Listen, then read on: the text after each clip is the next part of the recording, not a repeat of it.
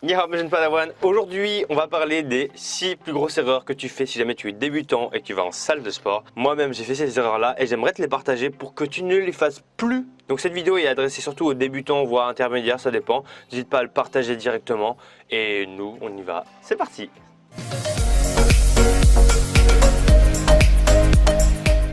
Alors pour ceux qui ne me connaissent pas encore, je m'appelle Thomas Jung, expert en perte de poids sans cardio, tu peux me retrouver juste ici. Donc encore une fois, si je suis torse nu, c'est parce qu'il fait super chaud, ils ont éteint la clim, mais bref. Passons au sujet du jour, c'est les erreurs que tu fais en salle de sport. Alors, la première erreur que tu vas pouvoir faire, c'est par rapport au regard des gens, par rapport aux machines. Tu te dis, oh, tout le monde est en train de me regarder, wow, je vais là, oh, je sens que tout le monde me regarde.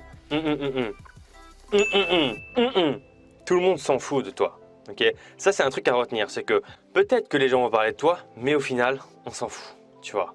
C'est, encore une fois, parler c'est normal, ça fait partie de la vie, encore une fois. Mais encore une fois, tu ne retiendras jamais le mec à qui, sur qui t'as parlé, entre guillemets, parce que tu t'en fous en fait, tu vois. Donc, si jamais tu vas en salle, la règle numéro 1, c'est surtout arrête de faire attention au regard des autres. Arrête de dire, ouais, je vais essayer ça, je vais avoir la fiche et tout. T'imagines, je me loupe, machin. On a tous commencé en tant que débutant. Okay, ça c'est très important de le retenir. Donc toi comme moi, on a fait des erreurs, donc c'est pas grave d'en faire en soi. Okay, donc vraiment la première chose, c'est arrête de te dire ouais, regarde et tout. On s'en fout. Deuxième grosse erreur, c'est tout simplement je suis le meilleur, je demande pas d'aide. Moi, jamais d'aide. Moi, je suis en français. Attends, I'm from Paris, bro. Yeah, non. France, yeah, don't speak English, j'aime le fromage, tu vois. Bah en fait, le gros problème c'est que les gens vont en salle de sport et ne demandent jamais d'aide, jamais. Donc je comprends pas. Donc en fait, si jamais tu es débutant, n'hésite pas à aller demander de l'aide aux gens qui s'y connaissent un peu plus, à des coachs dans la salle s'ils sont pas payants, tout simplement voilà, à te faire guider. Ou aussi, ce qui est mieux, c'est si jamais tu passes par un coach en ligne, etc. Tu as juste envoyé tes vidéos, en tout cas c'est ce que je fais moi. Et du coup, moi j'ai juste à te corriger. Donc ce que tu peux faire, c'est te filmer et derrière, tu compares par rapport à des gens qui font les mouvements correctement. Et tu vas voir si le mouvement il est bien fait ou pas. Et à partir de ce moment-là, tu peux te dire, ok, mon mouvement il est bien. Oh, il est bizarre mon mouvement là. Il ressemble à rien. Ah, attends, lui il est comme ça. Tu vois. Et tout de suite, tu vas réussir à corriger tes mouvements et à comprendre qu'est-ce qui va pas. Voilà, donc ça c'était la deuxième grosse erreur. C'est que tu ne demandes jamais d'aide.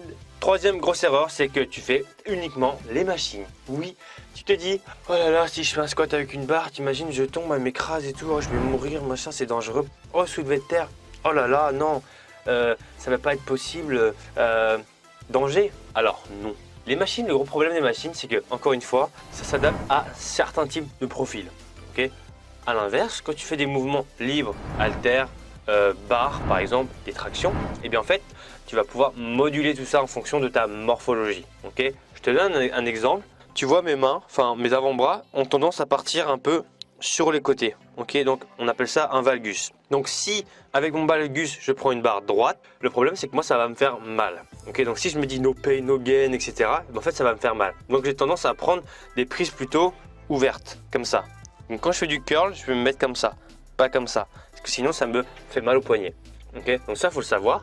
Mais du coup, si jamais tu te mets sur une machine et que tu le sais pas, tu te mets là et en fait, tu te rends pas compte, mais ça te fait mal aux articulations. Donc c'est pour ça, il faut vraiment que tu apprennes déjà dans un premier temps à te servir les mouvements de base. Ok, quad, soulevé de terre, développé épaule, pompe, dips, lunge, fente, pardon. Enfin voilà. Et donc, ne pas te dire, oh machine, oh, c'est sécurisé, etc.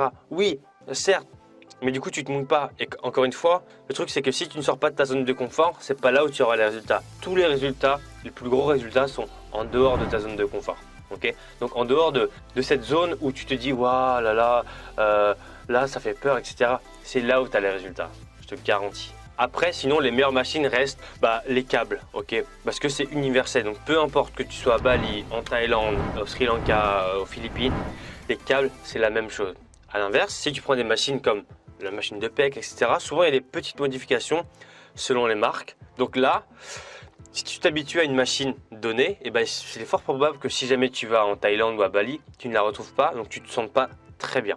C'est pour ça que pour ma part, je préfère travailler au bar, au câble, poids de corps, etc. Comme ça, tu t'y retrouves peu importe où tu es. Quatrième grosse erreur, c'est tout simplement d'en faire trop. Oui. Tu viens d'arriver, tu fais des biceps, tu fais des squats, waouh, tu commences à avoir des résultats. Vite, c'est l'été, vite, il faut que je me dépêche. Et tu penses que plus, c'est mieux.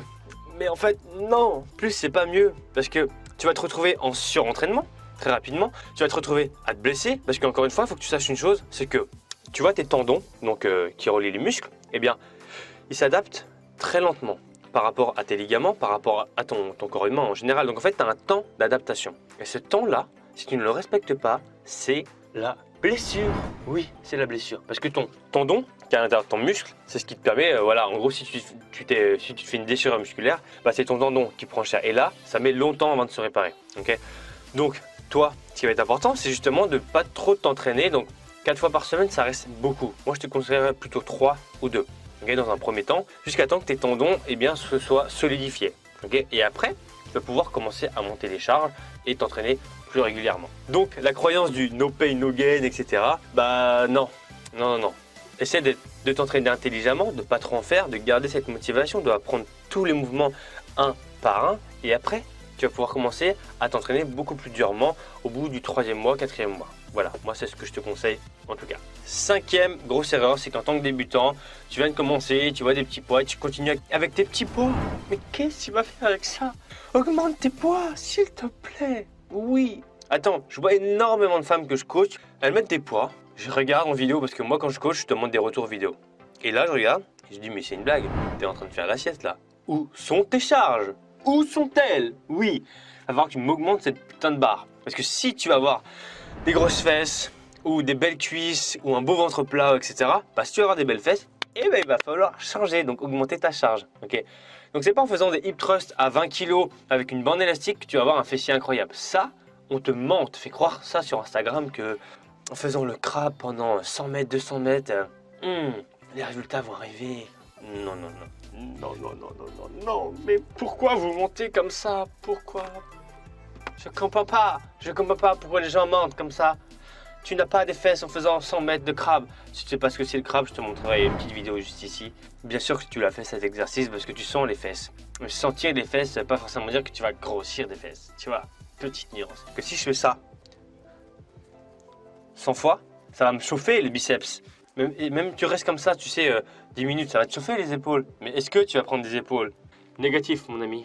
Et enfin, le dernier conseil, je te dirais que c'est que de ne pas prendre un programme random sur internet, de te dire oh, le mec c'est une méga star, machin, il a des muscles saillants et tout, les découper. Et prendre son programme. Le gros problème c'est que la plupart des gens qui sont découpés ciseaux mais vraiment hyper écorchés comme tu vois dans les magazines de fitness, bah la plupart en fait ils sont dopés. Donc en fait ils vont te vendre des programmes pour gens dopés. Donc ça veut dire qu'ils vont te mettre énormément de volume, énormément d'exercices pour te faire croire que le programme est extraordinaire. Tu vois. Par exemple moi ça fait pour donner une ordre d'idée, allez 3, 4, 5 ans que je m'entraîne. J'ai pas un physique extraordinaire. Ok, j'ai des belles perfs, mais voilà, tu vois, ça reste. J'ai un physique correct, mais voilà, il est pas. Tu te retournes pas, tu te dis waouh, quel physique incroyable, comme les Américains, tu vois, parce que je me dope pas et j'ai une mauvaise génétique aussi. Mais voilà, ça c'est. Donc au final, comment reconnaître les bons programmes, des programmes de merde? Mais en fait, moi je te conseillerais de regarder par rapport à la personne et de te dire déjà est-ce qu'il mentionne des études, ok, dans ce qu'il donne en contenu gratuit, comme sur YouTube, comme sur Instagram, comme ce que je fais actuellement. Est-ce que donc il a ce travail de recherche que tout le monde ne l'a pas?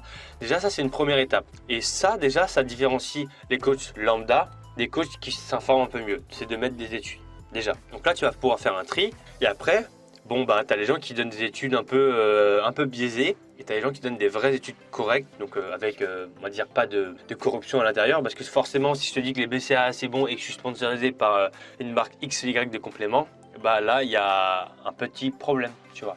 Donc ça à partir de ce moment-là, mais ça c'est pas ton boulot, ok. Mais il faut faire attention, voilà. Donc essaie de très simplement d'apprendre les bases et tu te porteras hyper bien, voilà.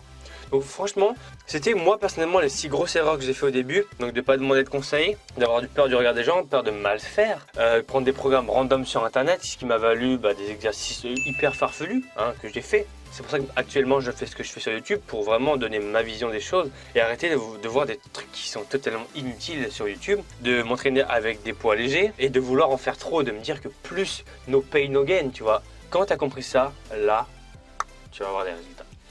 Voilà. J'espère qu'en tout cas cette vidéo t'aura plu, t'aura appris quelque chose. N'hésite pas à me dire toi quelles sont tes erreurs, qu'est-ce que tu as fait comme erreur en tant que débutant peut-être. C'est vraiment important pour moi de savoir ça.